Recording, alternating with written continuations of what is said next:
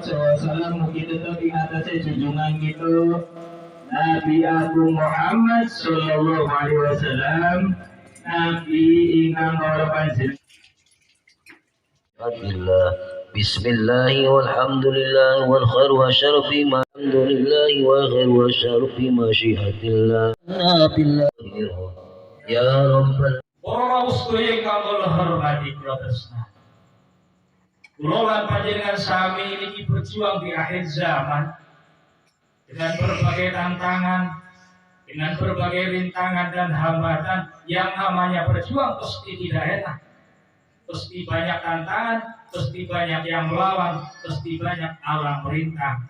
Inilah yang namanya berjuang. Siap dibenci, siap dicaci maki, siap dipersekusi, siap dipinggirkan. Inilah yang namanya perjuangan.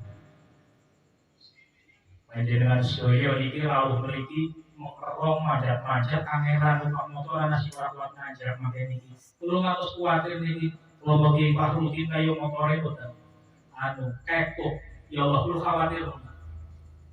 Lha alhamdulillah perjuangan yang lebih sakit niku, yang lebih pahit telah dilakukan, termasuk pejuang dari tanah Jawa. Siapa itu? Pangeran Diponegoro. Beliau sampai keluarganya dikejar-kejar, sampai bersembunyi berlindung di pantai selatan yang bernama Gua Selarong. Langsane kayak apa? Sekeluarga cilik-cilik turunnya di gua-gua itu kan gua petanggulah segala macam. Ini Pangeran Diponegoro. Kulo lan panjenengan sami berjuang manjat-manjat kesiman ketemu pisang goreng karo pipis. Nggih. Pangeran Diponegoro niku diutak-utak Belanda, dikejar-kejar Belanda sampai keluarganya mengasing, mencari aman, menyusun kekuatan, menyusun strategi di mana? Di Gua Selarong. Makanya kulo lan panjenengan sedaya kita semua ini berjuang. Jangan takut dengan yang namanya dipinggirkan, jangan takut yang namanya dikucilkan, jangan khawatir akan dipersekusi dan lain sebagainya. Insya Allah kalau kita berjuang menegakkan agama Allah, insya Allah innallaha ma'ana. Allah beserta kita. Amin Allahumma.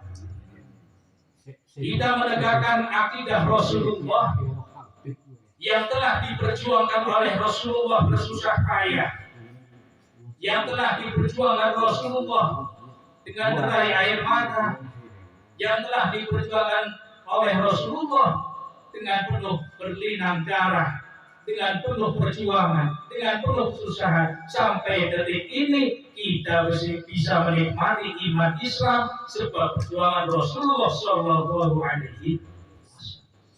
Cuma akhir zaman ini banyak manusia, segelintir oknum-oknum yang mulai merubah akidah yang tadinya berhulu pada Rasulullah, mulai dibelokkan kepada negeri yang sama sekali ngapunten, bukan Makkah, bukan Madinah. Dulu yang kita kenal negeri yang mulia adalah dua kota ini, Madinatul Mukarramah, Makkatul Mukarramah, Madinatul Munawwarah.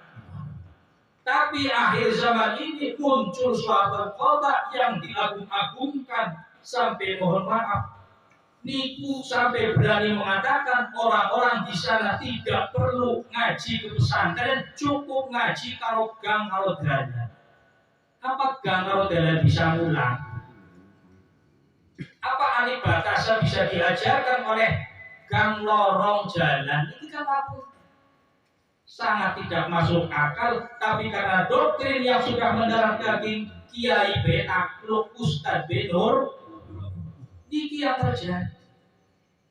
Dan lebih kacau lagi, sekarang mereka ketika berziarah berani mengucapkan dialog syafaat bukan kepada Rasulullah, meminta syafaat bukan kepada Kanjeng Nabi, tapi pada Shahibul Makbarah. Panjenengan bisa cek di HP. Sipun karita domane, ya Habib Muhsin isyfa'lana. Artinya, ya Habib Muhsin, berikan syafaat pada kami. Keliru apa boten? Keliru apa boten? Keliru. Sahibus syafa'ah Rasulullah sallallahu alaihi wasallam. Kok saiki ngapunten sahibul maqbarah ning Bogor bisa dijaloki syafaat? Habib Muksin isfa' lan syafaatika. Lanjut namanya ya Habib Muksin yaqdi hajatina. Habib Muksin terus bisa mendatangkan hajat. Jaluk didatangkan hajatnya, minta dipenuhi hajatnya kepada seorang yang mengaku-ngaku sebagai habaib, sebagai turunan Gusti Kanjeng. Padahal dalam sholawat yang kita bacakan, ketika kita berdoa kepada Allah, niku Rasulullah dijadikan tawas. Contohnya, ya Rabbi bil Mustafa balligh maqasidana. Nah ini kan tawasul kepada Rasulullah. Ya Rabbi duh Gusti bil Mustafa, sebab Kanjeng Rasul ingkang dipun pilih dari panjenengan, balligh mugi nekaken panjenengan maqasidana kepada maksud-maksud kula lan panjenengan sami. Dados jaluk maksud hasil maksud niku dumateng Gusti Allah lewat syafaate, lewat tafasul dumateng Kanjeng Nabi Muhammad sallallahu alaihi wasallam. Kenapa wali-wali ini kok jaluk syafaat mari dudu Kanjeng Nabi? Kenapa wali-wali ini kok jaluk ditekakna hajate dumateng makhluk boten kali Gusti Allah? Niki jelas secara akidah mulai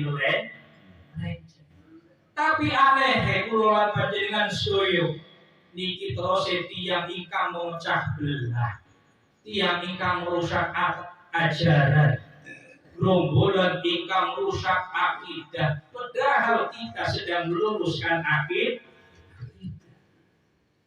Namanya mawon perjuangan wali songo. Artinya memperjuangkan apa yang telah dilanjut, apa yang telah diperjuangkan oleh para wali songo. Kita cuma melanjutkan. Jadi bukan kita ibarat kata difitnah, membenci ini itu, kita tidak benci, kita tidak memusuhi, kita juga tidak mempersekusi, tapi kita berusaha meluruskan akidah yang mulai dikikis satu persatu. Mulai dirusak akidah kula lan panjenengan sami lewat doktrin yang sudah lebih dari 100 tahun. Manengan mulai wani-wani. Padukuhan ini tengoten pengwalang saham padukuhan namanya juga dirubah darussalam. Blok Jamban dirubah dari blok Sholawat. Katone tak apik, arane apik. Tapi amrul haq wa uridul batilah. Perkara hak tulisannya ya apik, sebutannya bagus, tapi yang dituju dari perkara tersebut perkara yang baik.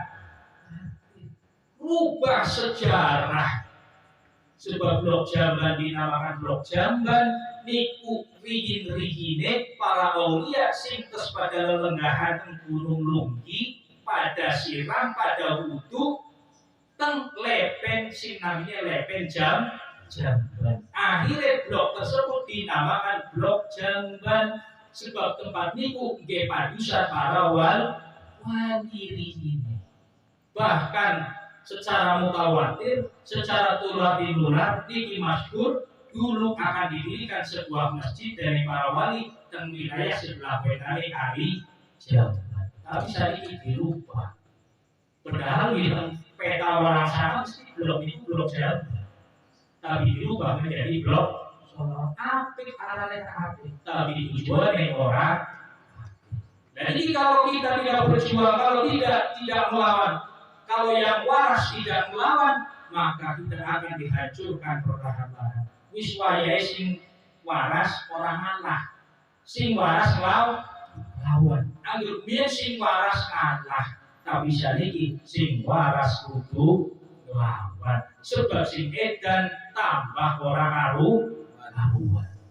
Kita setuju. Dipun ya kan. Ya itu, jadi kita nggak usah mikirin mereka kalau dibenci. Heran ini ya, Kiai Ustadz itu masih banyak mikir-mikir kayak gitu. Oke, gitu. Dan itu Masya Allah. Kita ingatlah itu tadi surat ayat kedua surat Yunus itu inna hadza la sahirun mubin. Nabi Muhammad itu tukang sihir. Wa inna la majnun. Engkau Muhammad itu gila gendeng. Ya memang gendeng Pak. Gimana nggak gendeng? Kau coba kasih contoh. Orang di tengah-tengah menyampaikan kebenaran, hak di tengah-tengah orang melakukan kebatilan, ya kayak orang gendeng, kayak orang gila. Terus betul gila. Terus betul. Ya kira. Kan jenengan itu melu karo mereka. Ya melu gila, melu gendeng, ya nyaman. Melu gendeng nyaman Pak. Ya, dan itu karena wong gendeng di peloni nyaman jenengan. Tapi jenengan ada dalam ancaman Allah Subhanahu wa taala. Itu ya.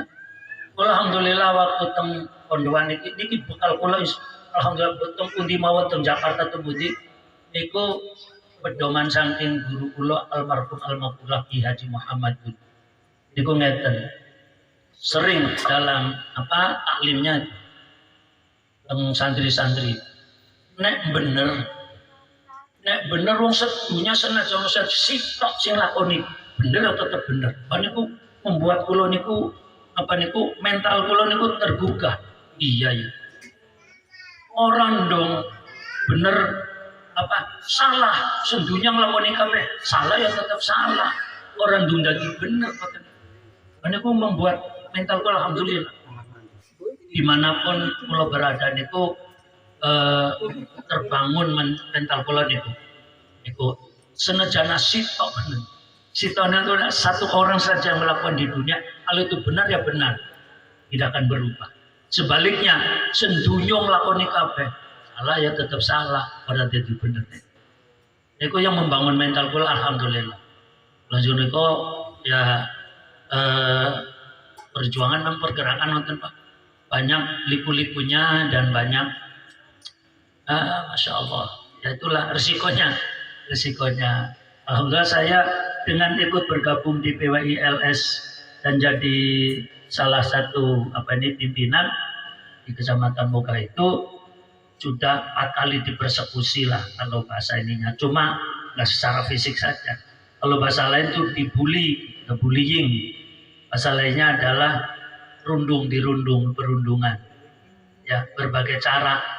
Tapi alhamdulillah dengan dukungan para kesepuan, rekan-rekan pimpinan yang di DPD Pemalang itu terus memberikan semangat. Alhamdulillah saya juga semakin semangat.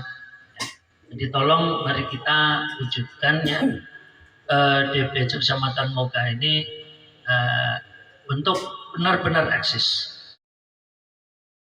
Kita bergabung di dalam perjuangan Wali Songo Indonesia Laskar Sabilillah. Seperti yang disebutkan tadi oleh Kiai Fahrudin, bahwa PWILS melanjutkan perjuangannya Wali Songo.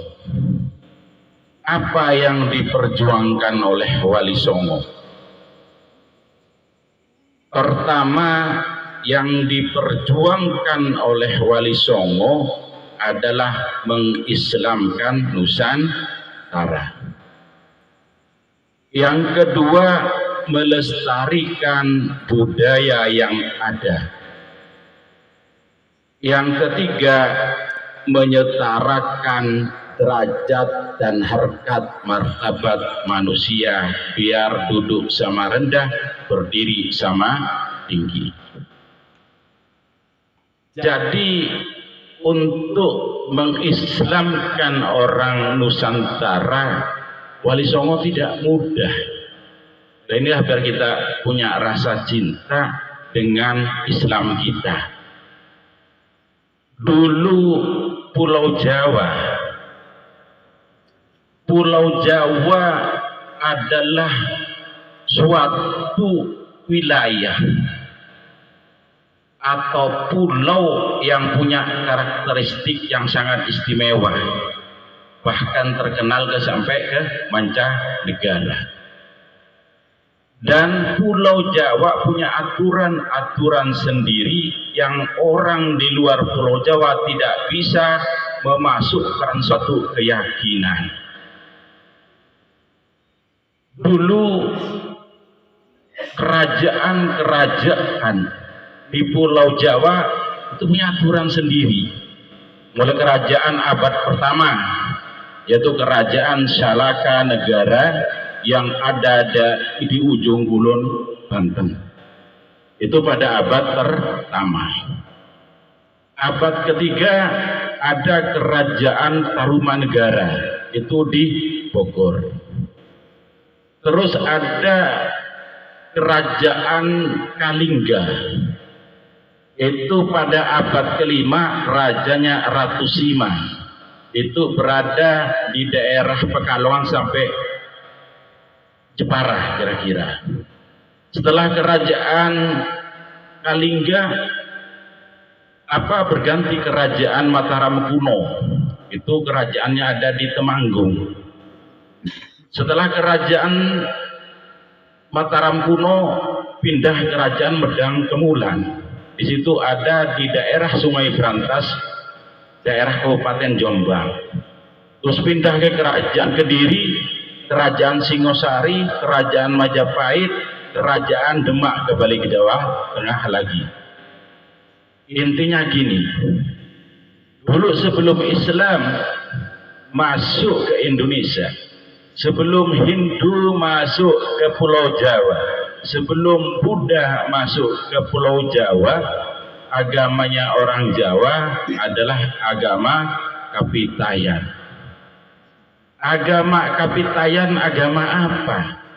Agama Kapitayan adalah agama menyembah Sang Hyang Toyo, menyembah Sang Hyang Kosong. Artinya apa? Bahwa Tuhan itu kosong. Kalau di Islam apa mukhalafatulil hawadis atau laisa kamislihi syai'un. Itu kepercayaan orang Jawa asli. Jangan salah paham, kalau orang Jawa dikatakan dulu nyembah pohon, nyembah batu, salah besar. Bahwa orang Jawa dulu sudah percaya kepada Tuhannya, yaitu Sang Hyang Toyo, berarti Sang Hyang Kosong. Itu di Jawa. Kalau di Jawa Barat ada kepercayaan namanya Sunda Wiwitan, sama dengan Jawa, percaya kepada Tuhan. Terus di luar Jawa itu adalah agama kepercayaan Kaharingan, sama percaya dengan Tuhan. Ada sebagian animisme, ada sebagian dinamisme. Itu enggak, cuman sebagian. Tapi agama tulennya orang Jawa adalah agama Kapitayan, percaya kepada adanya Tuhan tapi tidak bersyariat.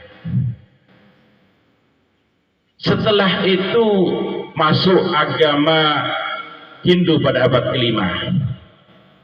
Abad kelima, terus abad ketujuh masuk agama Buddha, terus pada abad ke-9 masuk agama Kristen. Di Jawa sebelum masuknya agama Hindu sudah ada aturan sendiri, hampir sama dengan agama Hindu, yaitu ada kasta.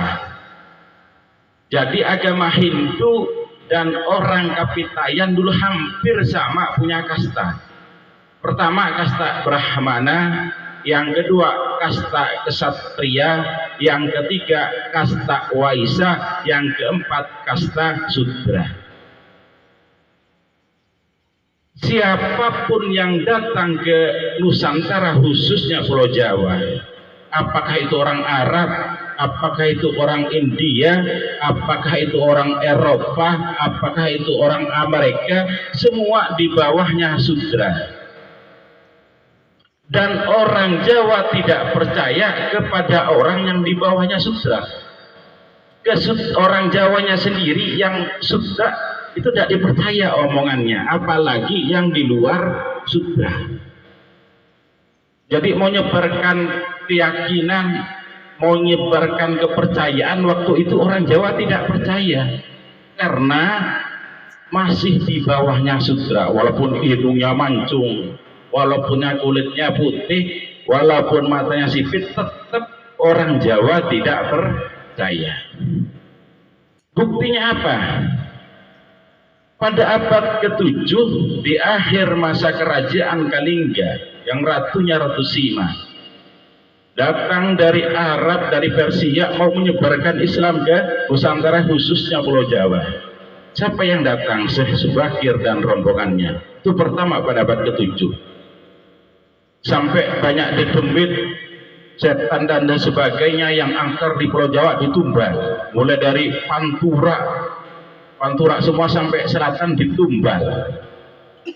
Yang terkenal makomnya Syekh Subakir di Gunung Bidar Magelang. Padahal itu bukan, itu apa? Ilasan. Waktu itu tidak ada seorang pribumi pun yang masuk ke agama Islam, tidak ada. Kenapa? Karena Syekh Subakir datang ke Nusantara di bawahnya sutra. Tak nerima orang Jawa.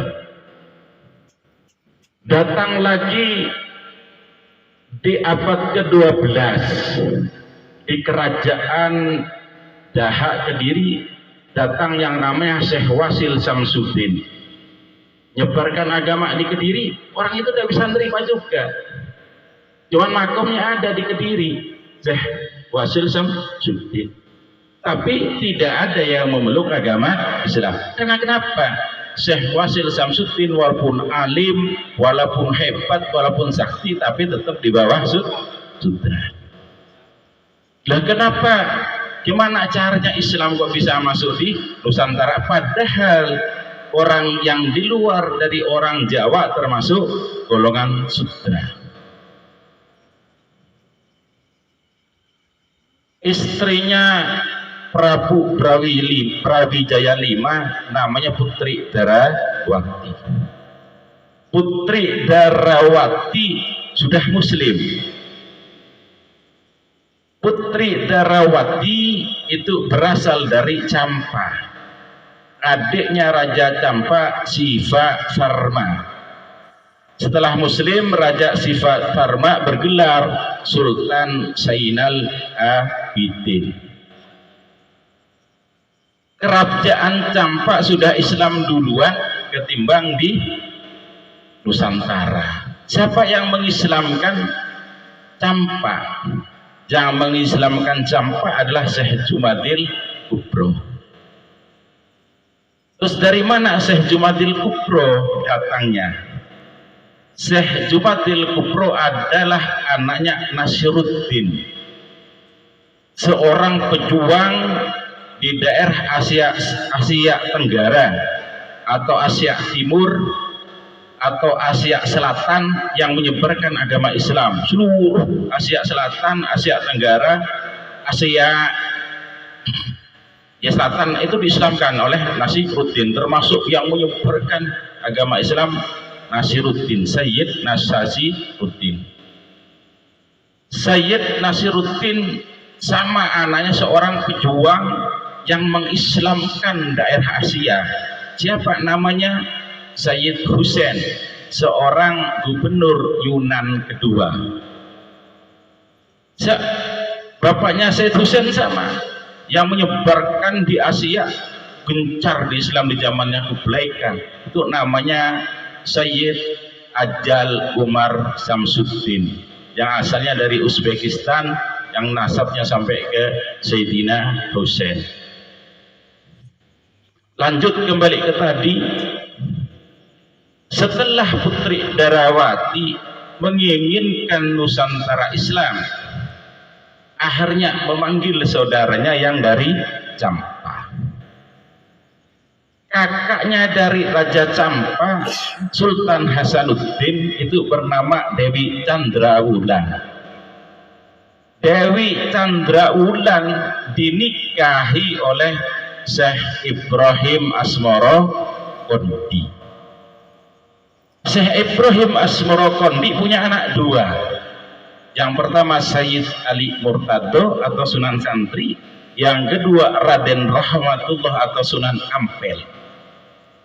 Datang ke Majapahit karena diundang sama bibinya. Datang Syekh Ibrahim Asmoro Kondi datang disertai dengan anaknya dua, Said Ali Murtado dan Sayyid Rahmatullah Sunan Ampel, dan sepupunya Abu Hurairah, berarti 4 orang. Setelah masuk ke Nusantara atau Majapahit, tadi status sosialnya Syekh Ibrahim Asmarokondi, Sayyid Ali Murtado dan Sayyid Rahmatullah dan Abu Hurairah bukan di bawahnya sudra. Karena apa? Karena masih keluarga kerajaan, masuknya ke kasta kesatria darah biru. Setelah menyebarkan Islam bisa menerima marasat Jawa. Kenapa yang menyebarkan dari kasta kesatria? Enak nyebarkan, diterima dengan masyarakat dengan damai. Modalnya karena tadi bangsa kesatria, bukan di bawahnya sudra, karena sudah dianggap jadi anggota kerajaan Majapahit. Menyebarkan Islam di Nusantara dengan damai. Satu-satunya penyebaran agama Islam yang damai di seluruh dunia adalah Nusantara yang disebarkan oleh Wali Songo. Dan ini sebenarnya kunci kekuatan dunia itu ada di barat dan ada di timur.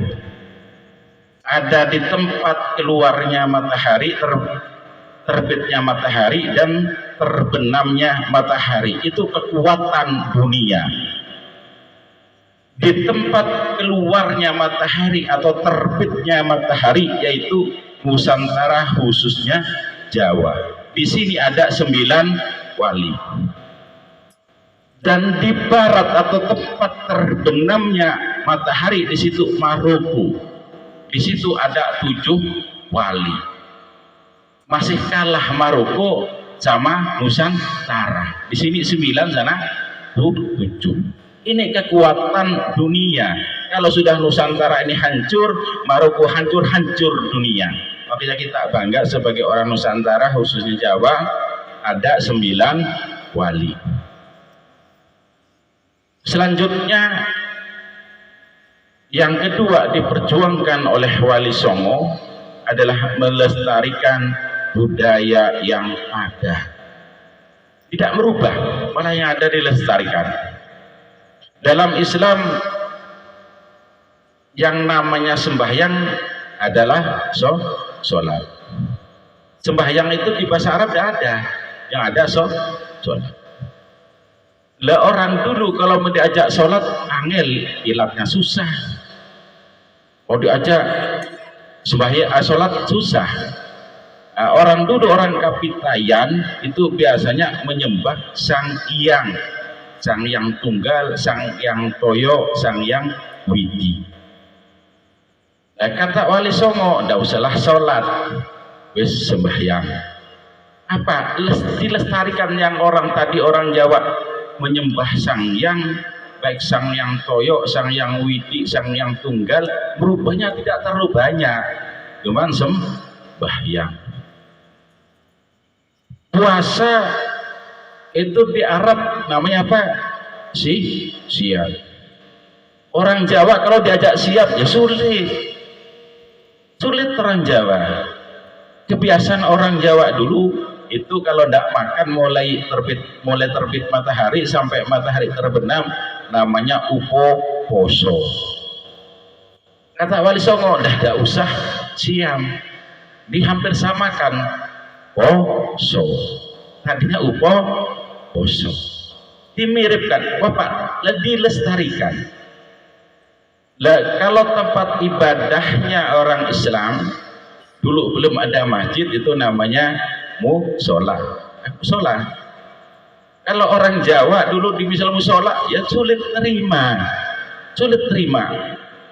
Dulu karena orang Kapitayan kepercayaan punya tempat ibadah sendiri. Sugi 4 ada bolong-bolong kayak ini, ada rukuk sujudnya, namanya apa? Sanggar. Sama Wali Songo apa? Tidak dirubah 100%, sudahlah sanggar diganti langgar. Itu kebijakan dari Wali Songo. Jadi budaya yang ada dilestarikan, bukan dibid'ahkan, bukan disirik disirikkan. Itu kebijakan dari Wali Songo. Yang ketiga, apa yang dibawa oleh Wali Songo, yang diperjuangkan Wali Songo adalah menyetarakan manusia, memanusiakan manusia. Konsepnya apa? Konsepnya adalah manunggaling kaulo Gusti. Manunggaling kaulo Gusti di sini ada dua. Ada secara hakikat dan ada secara hakikat. Syariat dan hakikat. Secara hakikat manunggaling kaulo Gusti yang dibawa oleh Syekh Siti Jenar. Manunggaling kaulo Gusti secara syariat dibawa oleh Sunan Giri. Apa ini maksud manunggaling Gusti secara hakikat? Yaitu wahdatul wujud. Manunggaling kaulo Gusti ini secara syariat adalah apa? Gusti sama kaulah itu sama saja. Raja darah biru dengan rakyat jelata sama saja. Tidak ada perbedaannya. Perbedaannya apa? Inna akramakum indallahi atqakum.